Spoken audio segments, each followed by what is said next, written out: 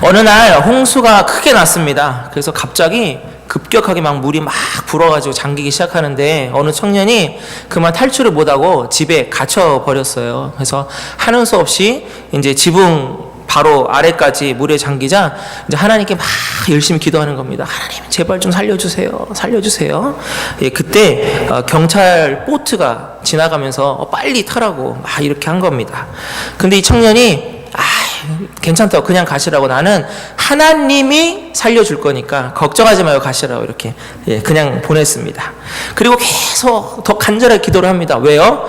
물이 점점 더 차올라서 이제 지붕까지 올라갔거든요. 하나님 제발 좀 나 좀 살려달라니까요. 기도를 하는데 갑자기 그때 헬기가 막 툭툭툭툭 하면서 빨리 타라고 이렇게 한 거예요. 그랬더니 또 이 청년이 아주 여유 있게 나는 괜찮습니다. 나는 하나님이 구해줄 거니까 다른 사람을 구하시라고 하면서 그냥 보냈습니다.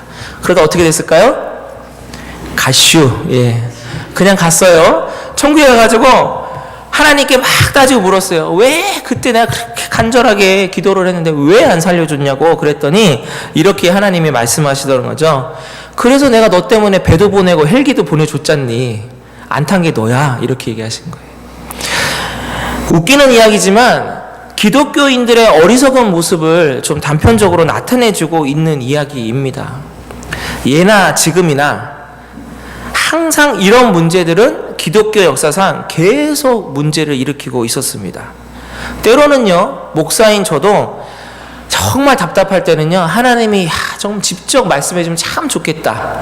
뭐 마치 아브라함에게 아브라함아 하면서 나타나는 것처럼 진우야 하면서 나타나가지고 얘기했으면 좋겠다라는 생각을 할 때가 너무나도 많거든요. 목사인 제가 이 정도니까 여러분들은 뭐 얼마나 더 그런 문제가 있으실 때마다 더 괴로우시겠습니까? 캐나다에 사는 저희들은 이런 경우는 아마 거의 없을 것 같은데요. 한국은요, 연말과 신년이 되면 그렇게 점집에 손님이 넘친대요. 근데 그 중에 손님이 많은 분들이 누구시냐? 교회에 몸담고 있는 분들이랍니다. 집사님, 권사님. 딱 보면 안 돼요. 자, 정말 용하죠? 딱 보면 안 돼요. 교회 다니는지를. 그분들이 왜 거기를 가냐? 이런 이유거든요. 직접적 뭔가를 딱 해가지고 올해 딱 뭔가 이렇게 따따따따딱 알고 싶은데 그게 잘 안 되니까 가는 겁니다. 자, 요한 1서입니다. 요한 1서 4장 1절 말씀 제가 읽어드릴게요. 사랑하는 자들아, 영을 다 믿지 말고 오직 영들이 하나님께 속하였나 분별하라. 많은 거짓 선지자가 세상에 나왔음이라. 요게 초대교회 때 얘기거든요. 초대교회 때부터 지금까지 수천 년이 지났지만 똑같습니다. 거짓된 영들은 여전히 변치 않고 있습니다. 조금 좀 다른 얘기일 수 있는데 제가 고등학교 때 다녔던 교회는 은사주의가 되게 강했던 교회예요.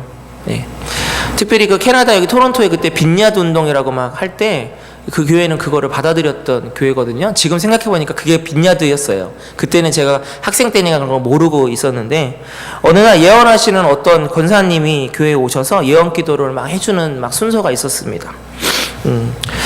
그때 그분이 저한테 이러한 예언 기도를 해줬어요. 이 다음에 목사가 될 거래요. 그러면서 10,000명 목회를 할 거래요. 할렐루야. 아멘을 해야지 우리 교회가 10,000명이 되든 내가 10,000명 목회를 하든 할 거 아닙니까? 자, 근데 여러분, 제가 어디 와서 10,000명 목회를 할 것 같습니까? 솔직히 말해서 예언 기도를 할 때 그런 말씀 하시더라고요. 이게 다 되는 게 아니래요. 예언 기도라는 건 예언을 받는 사람이 그 예언을 충분히 받아들일 수 있는 그러니까 그 수준이 돼야지 된대요. 빠져나갈 구멍을 만드시는 것 같더라고요.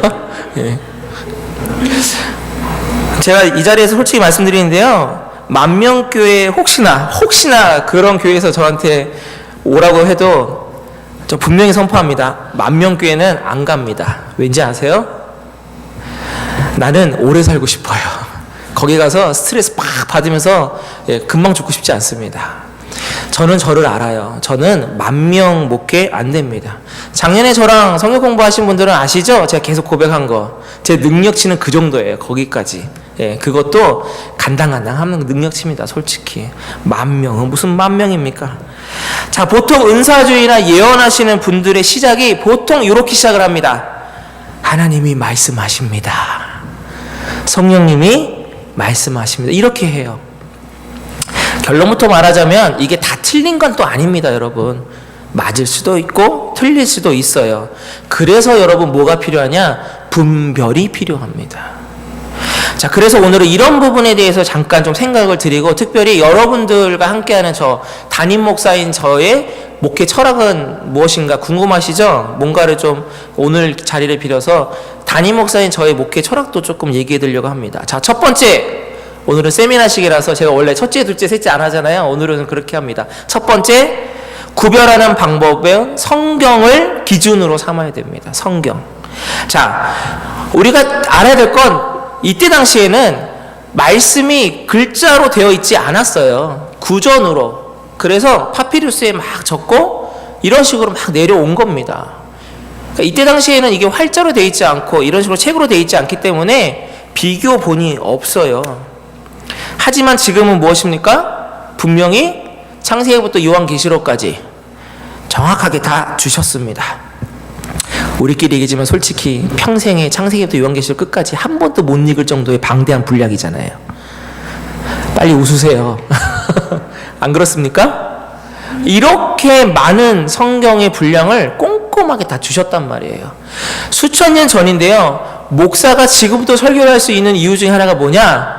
요게 지금도 웬만하면 다 맞아 떨어져요. 지금도.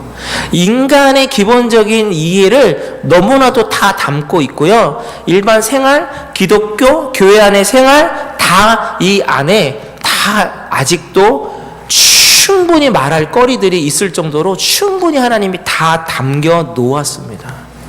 그렇기 때문에 분별의 기준은 여러분 성경 하나만으로도 때로는 거의 다 돼요. 아주 특별한 스페셜한 계시가 아닌 이상 다 됩니다. 다만 여러분 뭐가 문제일까요?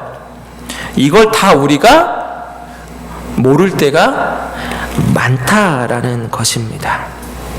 그러면서 한 가지 더 팁을 드리자면, 자, 하나님은요 상식적인 분이세요. 그리고 저와 여러분의 수준을 잘 아시는 분이십니다. 그래서 웬만하면 상식을 벗어나지 않으면 돼요. 자, 설교를 준비하면서 제가 막 이런 부분들에 이제 인터넷을 좀 서치하다가 정말 너무나도 황당한 어떠한 장문의 그러한 글을 하나 봤어요. 너무 길어가지고 이걸 다 말씀을 못 드릴 정도인데, 아주 대표적인 거 하나만 말씀드리자면, 어떤 권사가 아주 학식도 뛰어나고 뭐 박사까지 한 그런 권사인데, 이게 막 어느 날 이렇게 좀 이렇게 성령이 말씀한다고 하면서 막 이렇게 사람들이 좀 현혹한 것 같아요.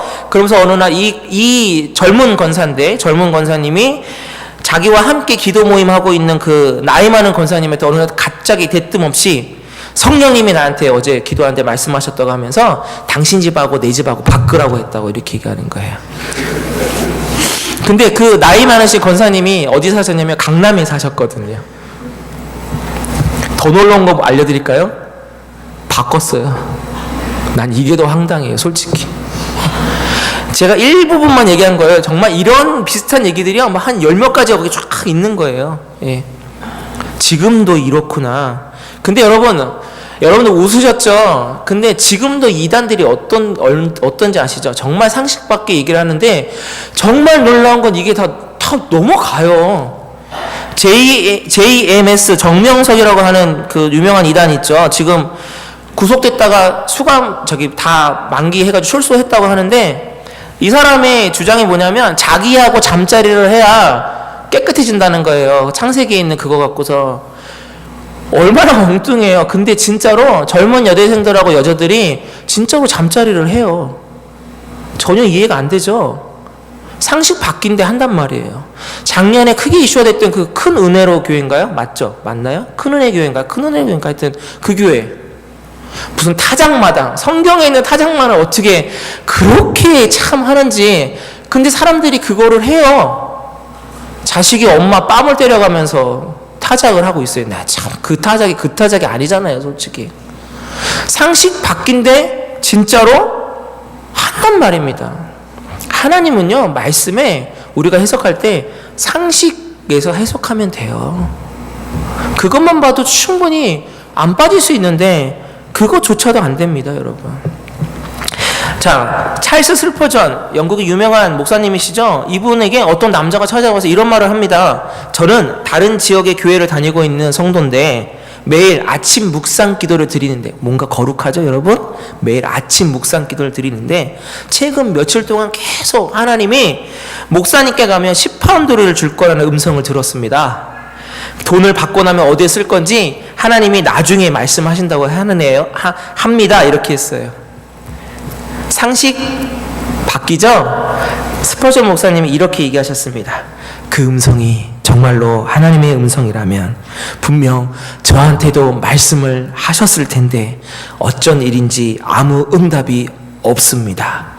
저에게 성도님의 주소를 써놓고 가시면 제가 응답이 오자마자 꼭 10파운드를 보내드리도록 하겠습니다.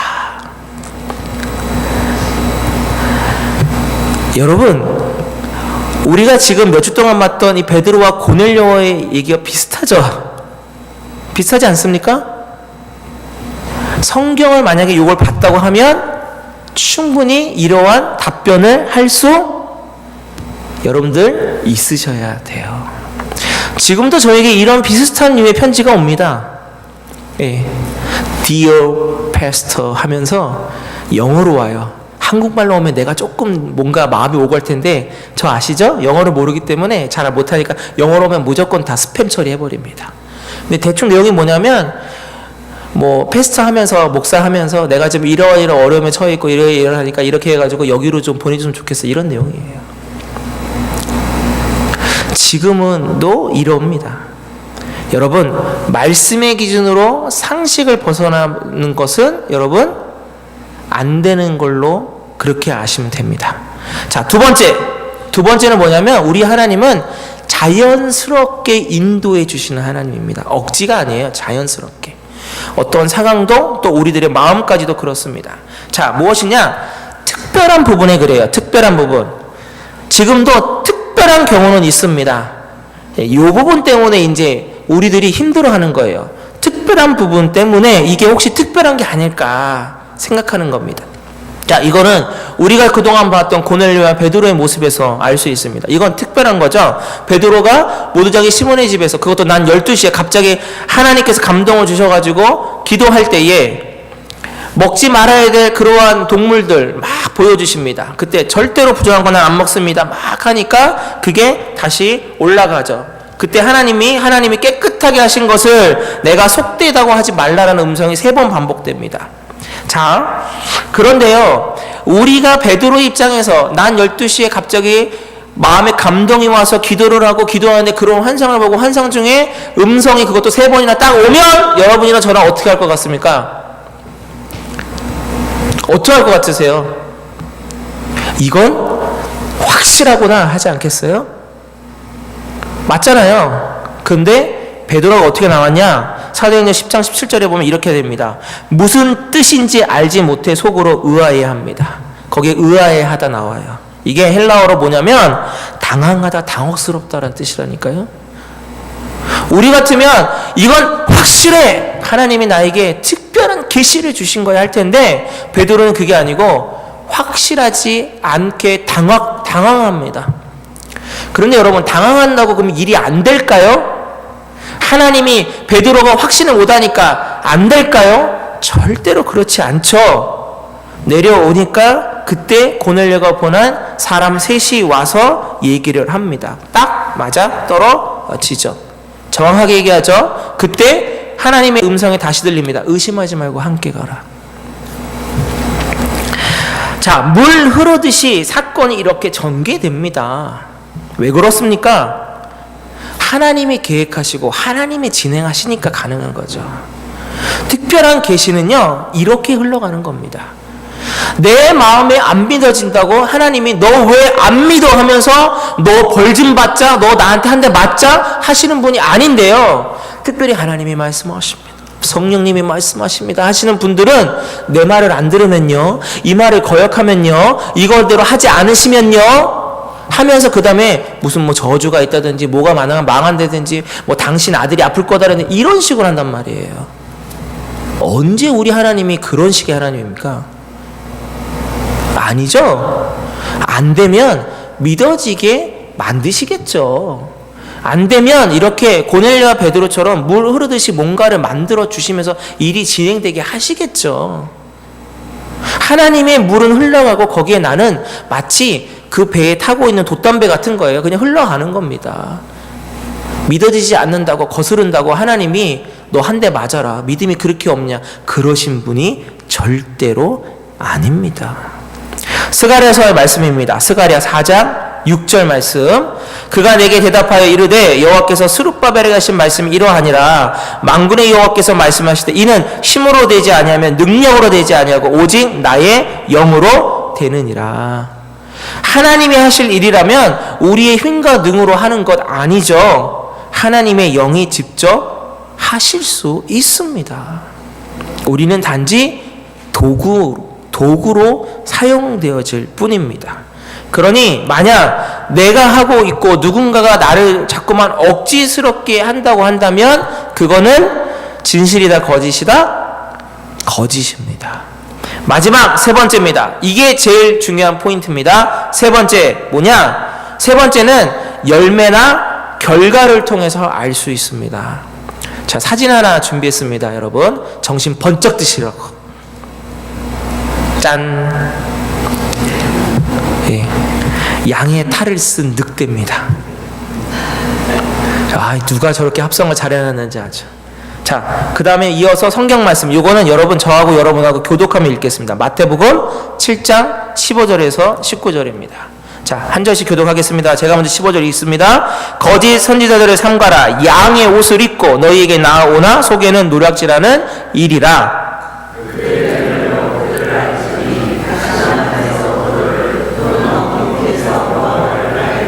이와 같이 좋은 나무마다 아름다운 열매를 맺고 못된 나무가 나쁜 열매를 맺나니.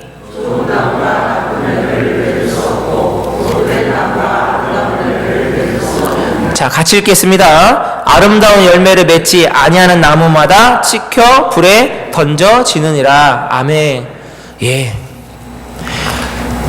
천국에 가면 세 번 놀란다고 하죠. 첫 번째는 반드시 올 것이라고 생각했던 사람이 안 보여서 놀라고, 두 번째는 야 저런 사람도 왔어? 하면서 놀라고, 세 번째는 나 같은 죽을 죄인이 천국에 와 있어서 놀란다고 합니다.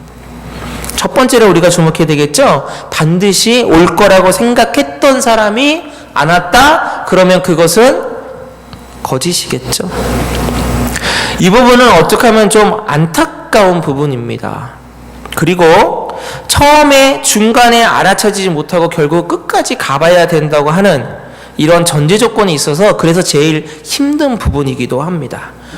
오죽하면 알고 가라지 뽑지 말래잖아요. 상하니까. 끝까지 가봐야 되는 거죠. 자, 그러기 위해서 우리들은 어떻게 해야 되냐?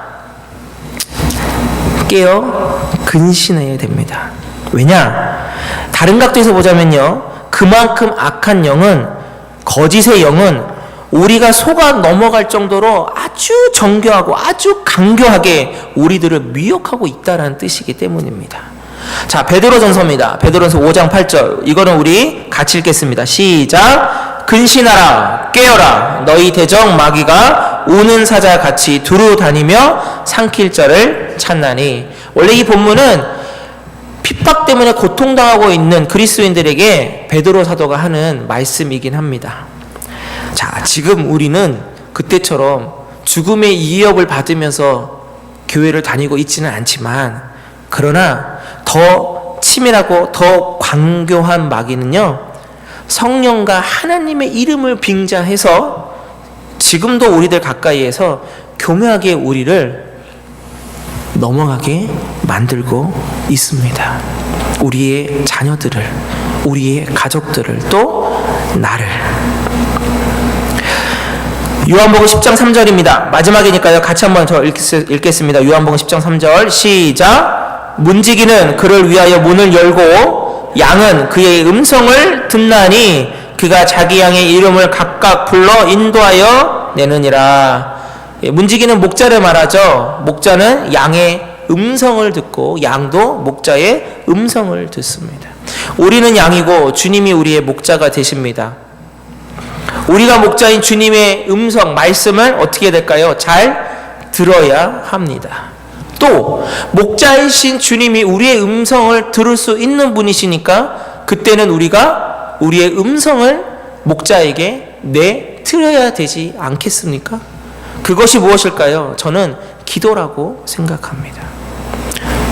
우리가 기도를 통해서 우리의 음성을 목자이신 주님께 들려드리게 하는 겁니다.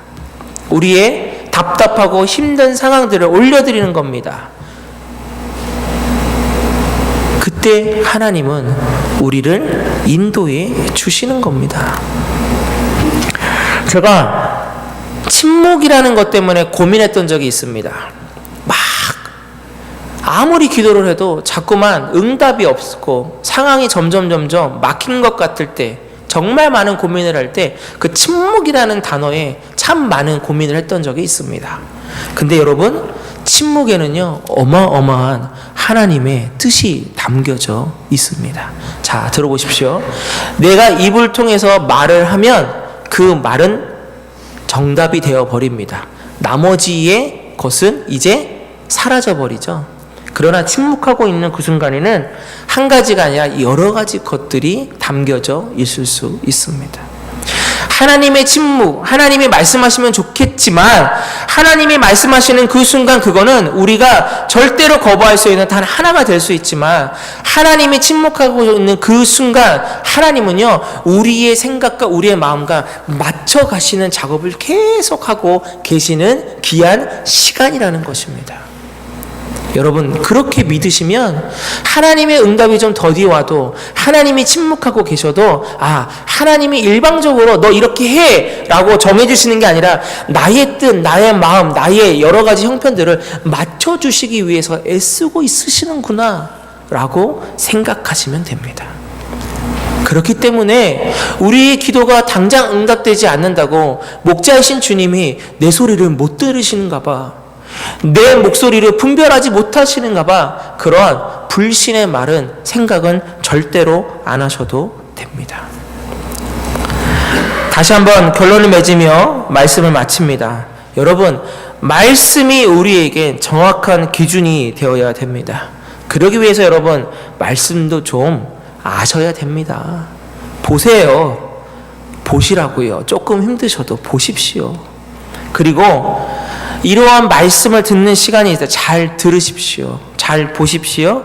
그리고 제발, 목사로서 제발 부탁인데 엉뚱하게 깨닫고 해석하지 마시고 잘 깨달으시면 좋겠습니다. 저와 여러분, 말씀대로 살기에도 너무나도 부족한 시간이고요, 말씀대로 살아가기에 너무나도 부족한 저희들입니다.